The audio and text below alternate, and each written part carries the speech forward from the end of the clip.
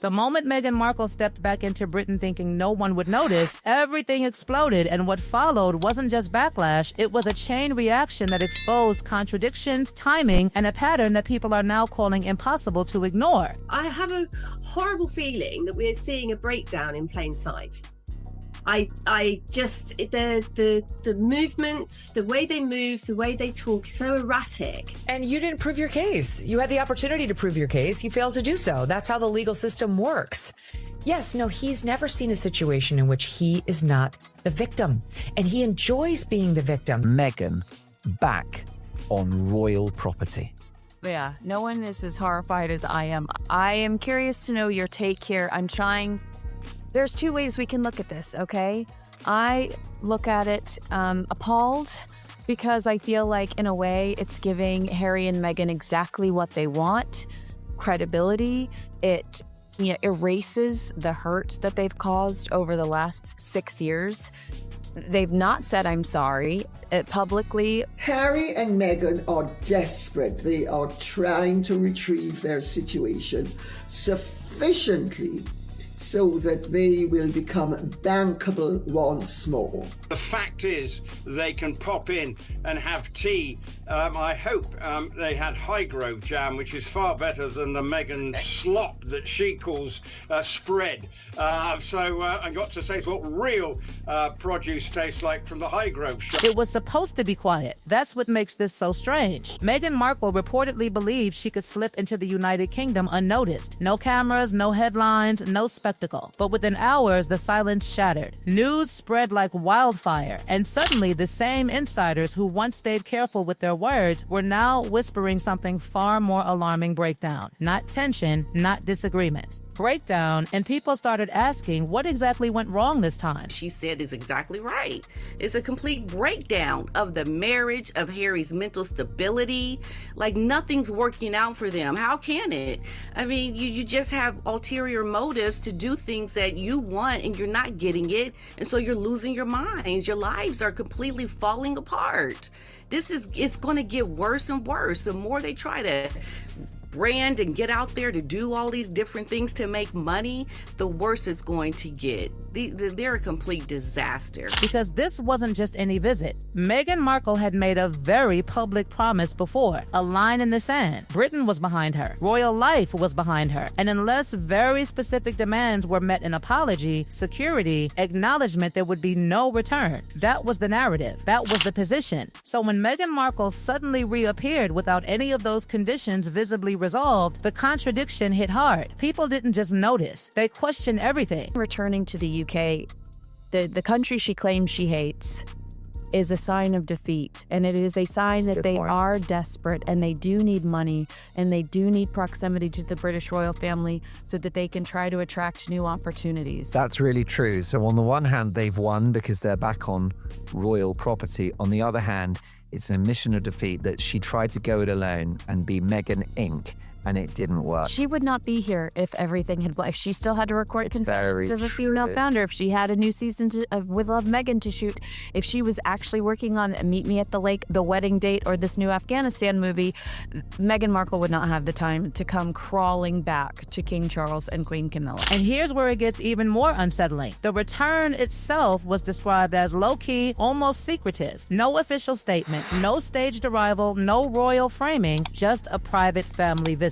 But within hours, it was everywhere. BBC, People magazine, global headlines, a private visit broadcast to the world. That contradiction didn't sit right. It felt orchestrated, or at least exposed. This will be a private moment from the firm's point of view, but it might not be so private for Meghan and Harry. You just have to worry that this could be more material for another Netflix documentary or a future book. Well, yes, that you've always got that sort of hanging over the royal family's head, because if it was a frosty meeting, you don't know. That one comment changed everything. A meeting so private, it needed a press release to announce how private it was. Nearly 900 people agreed. And suddenly, the focus shifted from the visit itself to something far more uncomfortable. Who leaked it? The palace denied involvement. Representatives for the Sussexes denied involvement. So if no one was responsible, then how did the entire world know within hours? That silence started to feel louder than on any statement. It's also been conditional, evidently, on no publicity, no, blah, blah, blah, no leaking. Let's put it like that, no leaking. The last time there was leaking, they have evidently been informed that there can be no leaks, and if there are leaks, there will be consequences. And Harry and Meghan understand that they need the facade of reasonably good relations with the King and Queen. Because this isn't the first time a situation like this has unfolded. Charlotte Griffiths had already pulled back the curtain once before, claiming she had been briefed not by the palace, but by Meghan Markle and Prince Harry's PR team. And critics began connecting dots, promote the story, let it spread, then publicly question how it leaked, a cycle, a pattern. And now many were asking, is this happening again? From Charlotte Griffiths, and the amazing piece in the Daily Mail. Victory lap for Charlotte Griffiths, by the way. Saying, of course, that she was briefed by the Sussexes and their PR people, the balcony moment and the build-up to the Clarence House face-to-face summit. It goes in the paper, which is what the Sussexes want.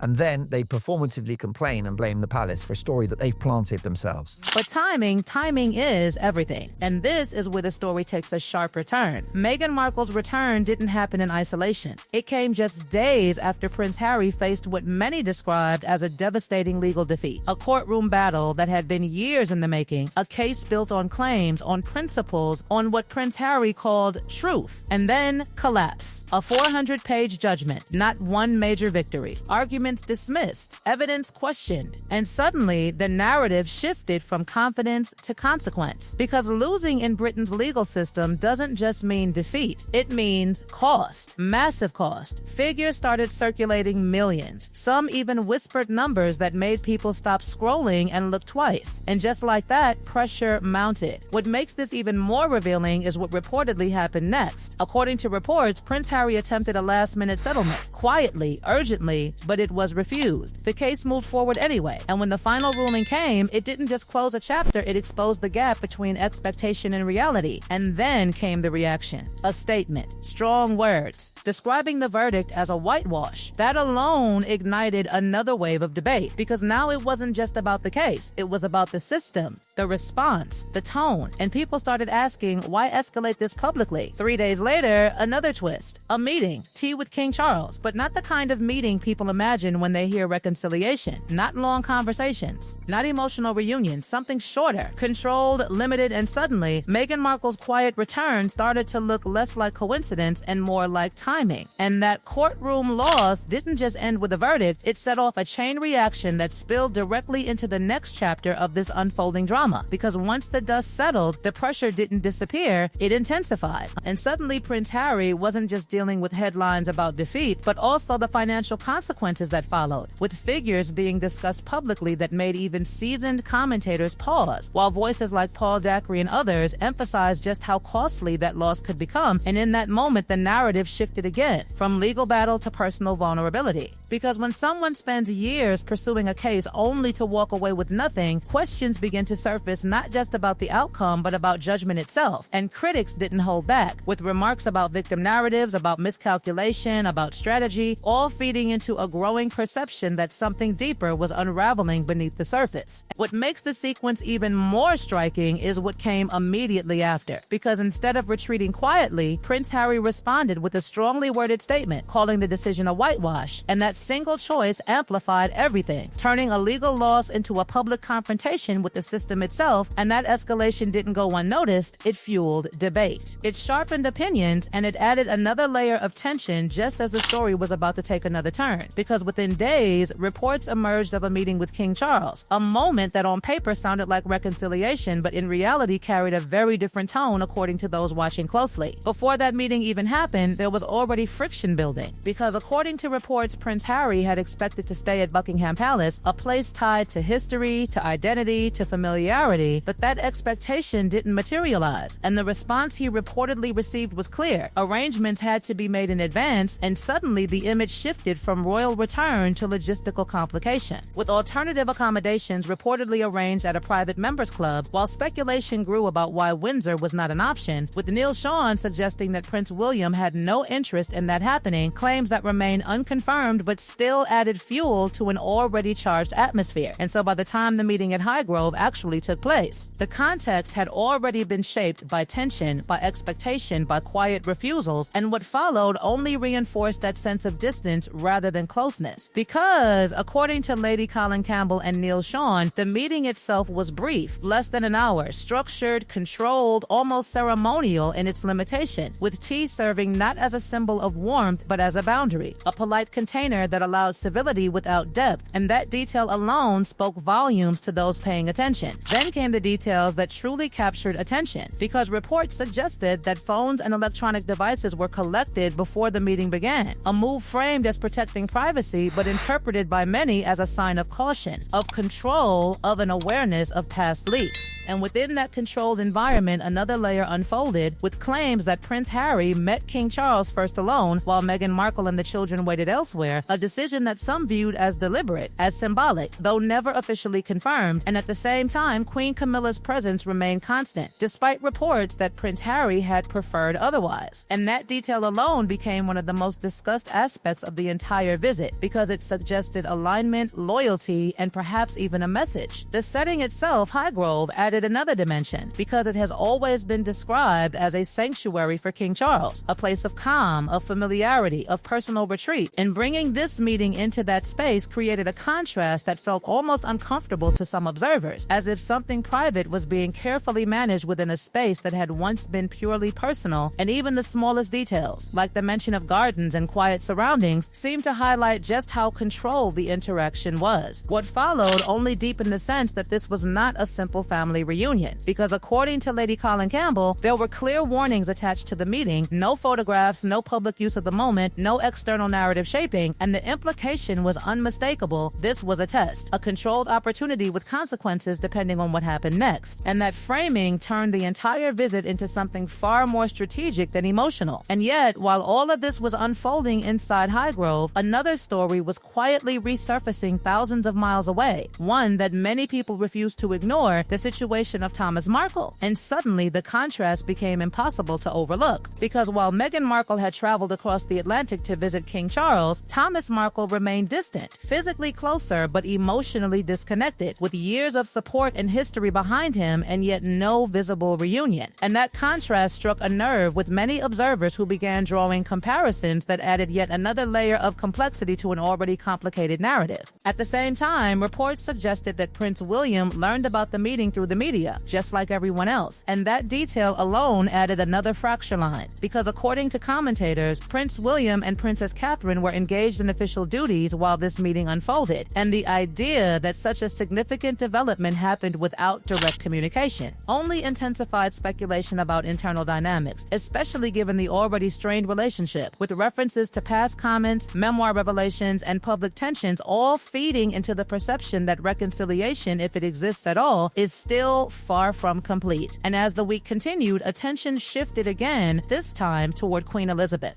because many people began revisiting the Sandringham summit, the firm stance of no half in, half out, and questioning whether that boundary was still being upheld or whether the current situation suggested a shift in approach. And that question opened the door to even broader discussions about consistency, legacy, and direction, with some commentators warning of deeper implications if lines once considered unbreakable began to blur. Public reaction only intensified the narrative, with strong opinions emerging from all sides, some viewing the meeting as a necessary step, others as a contradiction of past principles, and still others as something more calculated, more strategic, especially when combined with claims from Neil Sean about a phone call made the night before the meeting, reportedly from Meghan Markle, describing Prince Harry as deeply affected by the court ruling and in need of speaking with King Charles, a claim that, if true, reframes the entire sequence as a direct response to pressure rather than a spontaneous family moment.